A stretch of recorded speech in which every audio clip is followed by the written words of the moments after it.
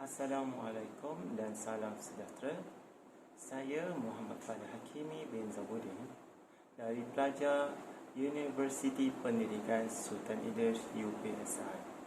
Saya daripada program Ijazah Sarjana Muda Pendidikan Geografi yang bernombor matrik D2010109490. Dan hari ini saya akan melakukan satu tugasan untuk kursus pengantar manusia yang bernombor SGM 3043.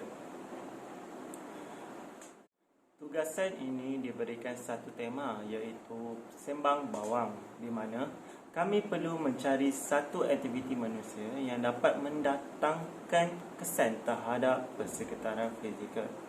Sebagaimana yang kita tahu, aktiviti-aktiviti manusia seperti aktiviti pertanian, aktiviti pembalakan tanpa kawalan serta pelbagai lagi aktiviti manusia ini dapat mendatangkan kesan yang buruk terhadap alam sekitar. Hari ini saya akan mengupas satu aktiviti manusia, iaitu aktiviti pertanian. Hal ini kerana aktiviti pertanian juga mampu mendatangkan kesan yang buruk terhadap persekitaran fizikal. Terdapat beberapa langkah-langkah yang boleh dilakukan untuk membendung masalah tersebut. Sebelum itu, saya menerangkan secara ringkas maksud aktiviti pertanian dan amalan pertanian yang dapat mendatangkan kesan terhadap persekitaran fizikal. Sebagaimana yang anda tahu, aktiviti pertanian ini merupakan aktiviti yang sangat penting yang berada di bumi ini. Hal ini kerana aktiviti pertanian ini dapat menyumbang kepada sektor-sektor yang lain seperti sektor perindustrian, iaitu menjadi bahan mentah bagi sektor ini, serta dapat menyumbang kepada sumber makanan bagi manusia, iaitu dari segi sayur-sayuran dan buah-buahan. Aktiviti pertanian ini juga seperti yang kita tahu telah lama wujud bagi kerajaan-kerajaan yang dahulu, dan aktiviti pertanian ini menjadi aktiviti utama bagi sesebuah kerajaan. Di Malaysia, pertanian juga menjadi sumber ekonomi bagi setengah masyarakat serta dapat menyumbang kepada ekonomi negara, di mana hasil-hasil pertanian ini akan dijual serta dieksport ke negara yang lain. Malaysia telah menjalankan aktiviti pertanian seperti peladangan, pertanian kebun kecil, pertanian di kawasan tanah tinggi dan pertanian pindah. Dan pasti anda berasa pelik kerana aktiviti pertanian ini melibatkan penanaman pokok dan serta boleh mendatangkan kesan. Ya, betul. Aktiviti-aktiviti pertanian ini juga boleh mendatangkan kesan terhadap persekitaran fizikal, di mana terdapat amalan-amalan pertanian yang dapat memberi kesan yang negatif terhadap alam sekitar, seperti amalan tebang bakar dan tinggal, aktiviti pertanian tanpa teres atau mengikut kontur di kawasan-kawasan cerun atau bukit yang telah dipotong, amalan pertanian tanpa tutup bumi, amalan pertanian sejenis, pembakaran hutan untuk membuka kawasan pertanian dan penggunaan baja kimia atau racun serangga atau ranca gurumpai tanpa kawalan. Kesan daripada amalan-amalan aktiviti pertanian ini akan menyebabkan berlakunya hakisan tanah atau tanah runtuh. Hal ini kerana sesebuah kawasan yang ingin dijadikan sebagai kawasan pertanian perlu dilakukan aktiviti penyahutanan, iaitu memusnahkan kawasan hutan tersebut untuk dijadikan sebagai tapak pertanian. Hal ini akan menyebabkan berlakunya kemusnahan pokok-pokok yang terdapat di hutan tersebut, sehingga struktur-struktur tanah pada kawasan tersebut akan terdedah terhadap ejen luluh haba, di mana tanah tersebut akan menjadi longgar kerana tidak mempunyai akar-akar pokok yang dapat mencengkam tanah tersebut. Bagi kawasan-kawasan yang tanah tinggi atau berbukit bakar, perlu mereka mereka perlu memotong bukit tersebut atau menarah tanah tersebut untuk dijadikan kawasan pertanian, di mana aktiviti pertanian tanpa teres akan menyebabkan tanah tersebut lebih terdedah kepada ejen leluhur, iaitu air hujan. Apabila hujan lebat turun, akan berlakunya ladang air permukaan yang akan menghakis tanah-tanah tersebut. Akibat daripada tanah yang longgar itu menyebabkan memudahkan untuk berlakunya hakisan tanah ataupun tanah runtuh. Okey. Kesan yang kedua akibat daripada amalan aktiviti pertanian ini ialah berlakunya perubahan landscape fizikal, di mana dahulunya kawasan tersebut merupakan kawasan hutan yang dipenuhi dengan pokok-pokok semula jadi. Apabila dimusnahkan dan dibuat sebagai kawasan pertanian, di mana kawasan tersebut akan bertukar kepada hutan sekunder, iaitu hutan yang dipenuhi dengan tanaman seperti ladang, seperti kelapa sawit, getah, koko dan pelbagai tanaman lagi. Okey. Kesan yang ketiga daripada amalan pertanian ini ialah aktiviti pertanian juga dapat memberi kesan iaitu pencemaran air, di mana aktiviti-aktiviti pertanian yang menggunakan baja kimia serta racun serangga atau racun rumpai yang berlebihan ini akan mendatangkan kesan terhadap air sungai, di mana apabila hujan turun, larian air permukaan akan berlaku, di mana lebihan-lebihan baja kimia serta racun ini akan dibawa atau disaliri oleh larian air permukaan ini ke dalam sungai, sehingga menyebabkan kualiti air sungai itu akan terjejas, serta baja-baja ini serta baja kimia serta racun ini juga mampu untuk memusnahkan ekosistem akuatik, di mana ikan-ikan, fauna-fauna akuatik akan mati, serta flora seperti rumpai juga akan turut sama terjejas.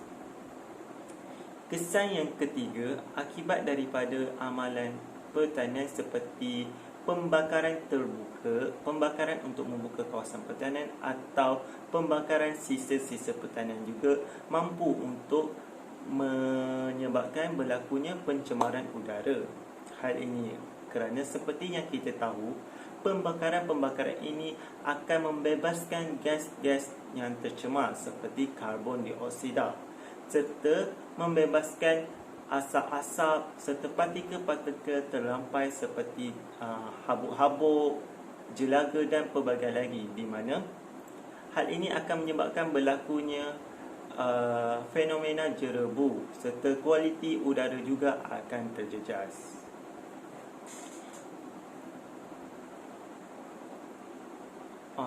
Dan aktiviti pertanian seperti aktiviti pertanian yang sejenis juga mampu untuk menjejaskan kualiti tanah tersebut, di mana nutrien-nutrien dalam tanah tersebut akan hilang, justru kesuburan tanah juga akan terjejas. Sekian. Dan kesan-kesan yang diakibatkan oleh sektor-sektor pertanian ini juga dapat diatasi dengan beberapa langkah yang boleh dilakukan. Terdapat dua langkah yang boleh dilaksanakan, iaitu langkah perundangan dan langkah bukan perundangan, di mana langkah-langkah perundangan ini melibatkan akta, denda dan pemotongan, di mana kita akan memperkasakan undang-undang yang sedia ada, iaitu memperkasakan lagi akta kualiti alam sekeliling 1974, di mana perkara-perkara yang terdapat dalam akta ini, pihak berkuasa atau pihak kerajaan perlulah meningkatkan lagi atau memperkasa lagi akta-akta yang terdapat dalam akta kualiti alam sekeliling 1974,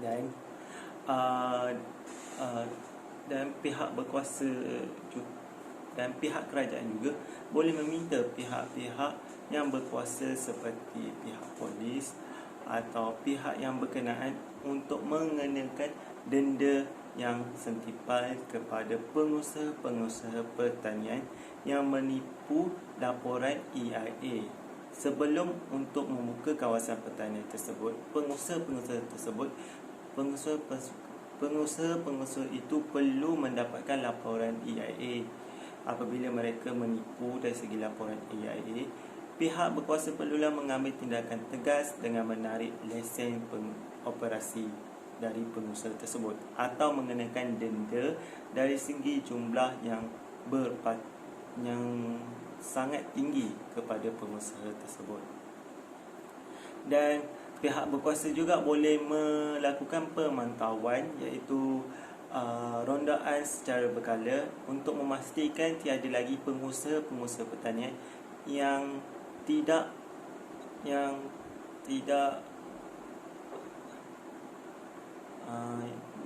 untuk memastikan tiada lagi pengusaha-pengusaha pertanian yang mana kawasan tersebut dapat memberi kesan terhadap alam sekitar. Okey, dari segi langkah bukan perundangan, di mana kita boleh melakukan langkah-langkah seperti pertanian berteres, di mana langkah ini dapat digunakan di kawasan pertanian yang berada di bukit atau di tanah tinggi seperti di Cameron Highland. Hal ini kerana pembinaan teres-teres di kawasan tersebut akan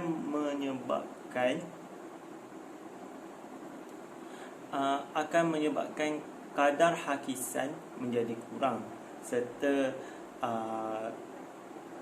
fenomena tanah runtuh juga dapat dikurangkan, di mana teres-teres ini akan dibina lebih kurang 45 darjah melingkari sesebuah bukit atau lereng bukit, di mana teres-teres ini akan menampung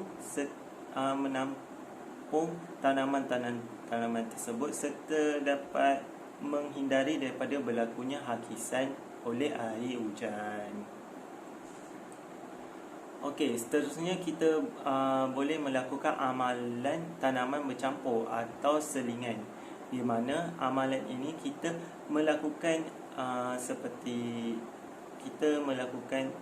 tanaman seperti kelapa sawit, dan di mana di samping itu kita juga melakukan aktiviti penanaman kecil-kecilan seperti menanam pokok pisang, betik, keladi dan pelbagai lagi. Hal ini untuk mengimbangi nutrien dalam tanah tersebut.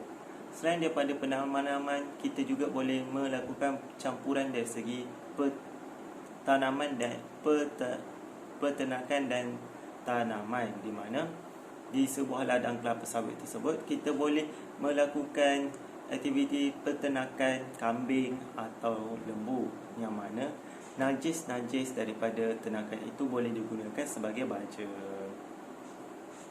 Seterusnya, kita juga boleh melakukan tanaman tutup bumi, di mana kawasan